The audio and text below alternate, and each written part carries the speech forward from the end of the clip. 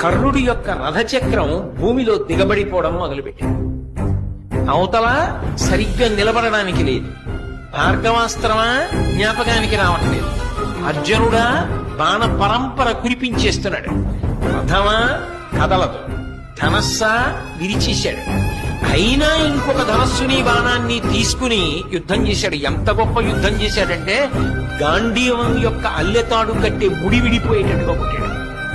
మళ్లీ ముడిని సరి చేసుకుని అర్జునుడు యుద్ధం చేశాడు. అర్జున, నువ్వు రథం మీద ఉన్నావు, నేను భూమి మీద ఉన్నాను. నా రథచక్రం కుంగిపోయింది. నేను ఇప్పుడు బాణములు వెయ్యలేని స్థితిలో ఉన్నాను. అయినా నువ్వు ఆపకుండా బాణప్రయోగం చేస్తున్నావు. కొంతసేపు బాణప్రయోగం ఆపు. నీకో గోవిందుడికో భయపడి నేను ఈ మాట చెప్పట్లేదు, ధర్మం చెప్పాలి కాబట్టి చెప్తున్నాను అంటే కృష్ణ పరమాత్మ అన్నాడు, అబ్బా ఇప్పుడు ధర్మం జ్ఞాపకానికి వచ్చిందా?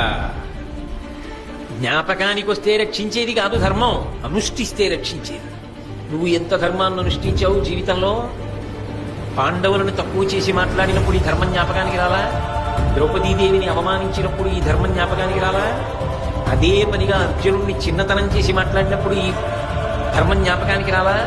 నువ్వు పాటించనిది ధర్మం. నీకు అక్కడికి రమ్మంటే ఎక్కడి నుంచి వస్తుంది?